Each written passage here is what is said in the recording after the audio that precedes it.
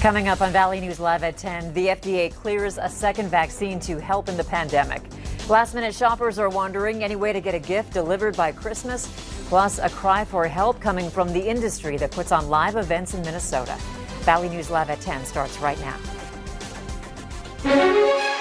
Live from Fargo and serving you on TV, online and on the go. This is Valley News Live at 10. New at 10 tonight, the Food and Drug Administration is granting emergency use authorization to Moderna's COVID-19 vaccine. The FDA says it's allowing people 18 and older to receive it. The authorization follows a recommendation Thursday from an FDA advisory committee. It's now the second vaccine authorized for use in the U.S. to prevent the spread of COVID-19. There's a lot of talk over who gets the COVID vaccine first and who's next. The nation's hope is for as many of us as possible to receive it at no cost. The federal government is picking up the tab for all who receive it, but some people could be charged with administrative fees based on their health insurance policies. Today, Blue Cross Blue Shield announced it will cover any administrative costs for the people it covers. To find out what a vaccine might cost you, contact your insurance provider. With Christmas 1 week away, many are running into delayed shipments during the nationwide holiday rush. Valley News Team's Devin Fry joins us live with the delays and deadlines we need to know this holiday season. Devin? Andrea, a nationwide gridlock on shipping has left many last-minute holiday shoppers with questions as we're running out of time to send off these presents, leaving many wondering if it's too late to send these gifts. Shipping services across the country are feeling the holiday rush, but this year there's an added factor. The COVID-19 pandemic has brought in an extra influx of holiday shipments as more people are shopping online than ever before.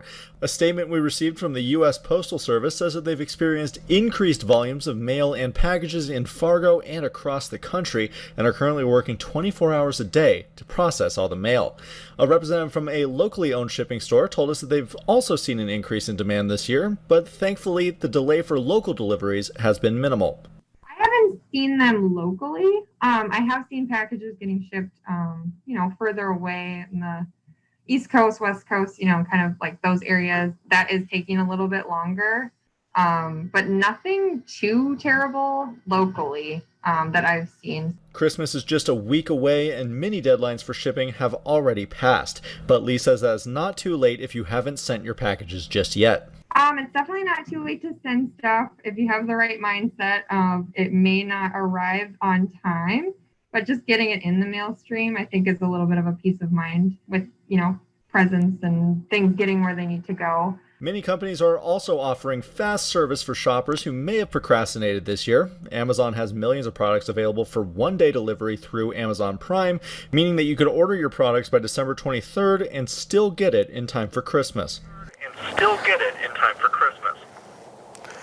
FedEx and UPS have also set deadlines for that December 23rd. With FedEx, it's going to be the last day to ship with FedEx overnight shipping, and it's the last day to send UPS next day air delivery as well. Reporting from Fargo, Devin Fry, Valley News Live. All right, thanks, Devin, for that live report. Long-term care workers and congregate living staff are among the first in line to receive COVID-19 vaccinations in the state. But when will the residents in those facilities receive a vaccine?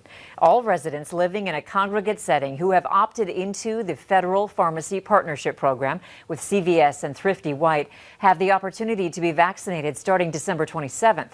Staff members at those facilities are already being vaccinated and say many residents seem excited about the immunizations, hoping they'll provide a return to normalcy. I feel that there is a lot more excitement than fear in getting this vaccine. State leaders say it may only take about 3 weeks to get through every resident in long-term care in North Dakota. Hundreds of patients battling COVID-19 in the hospital are getting better at home. Some people have been given the option to stay at the hospital for care or go home with the technology needed to get better. A paramedic helps set up the patient at home, and a nurse will make virtual calls daily to check up on the patient.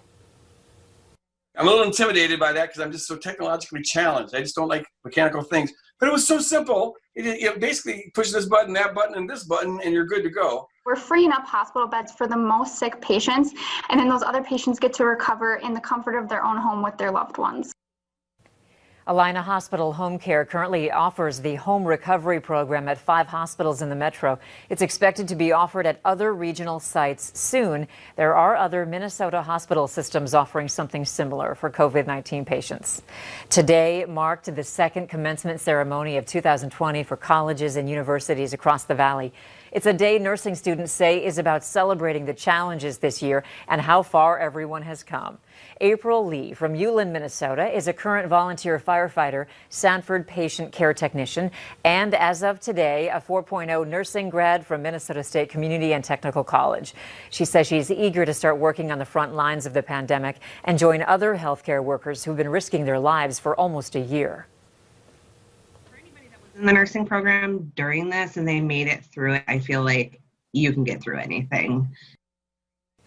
NDSU held its drive-by pinning ceremony for nursing graduates today. Classmates who had to move home because of the pandemic are getting a virtual message from faculty and will get their pins through the mail. Several of Minnesota's largest school districts are gearing up to welcome their youngest learners back next month following the governor's announcement, and that includes Moorhead. According to new state guidance, elementary learners will no longer be tied to the 14-day COVID case count. It's the first time since Thanksgiving that Moorhead students will go back to school after staffing shortages forced them to close their doors. They will phase students in 3 grade levels at a time. Hopefully continuing to add grade spans back to our district and serve these kids in an in-person model, which we all know is the right model for those kids to be in. For more information on Moorhead's Safe Learning Plan, you can download the VNL News app and find this story on our homepage. Live events used to be a $12 billion industry in Minnesota. That was before COVID-19 hit and drastically cut business. Susan Elizabeth Littlefield reports on how several industry professionals are bringing attention to their troubles. From weddings to theater to large-scale fundraisers, live events were a main event in Minnesota's economy until the pandemic paused production. Since the beginning of this, 90% of events have rescheduled or canceled. So it's been basically everything across the board for everyone. Jessica Barrett started her new venue booking company, and then my income, it's probably a quarter of what I was anticipating for this year. It's really taken a nosedive. Mintaho Catering and Events, who runs Nicollet Island, has taken a major hit too. We've furloughed about 75% of our staff. We lost 75% of our business or more as well. So we've postponed, at this point, over 400 events since COVID started.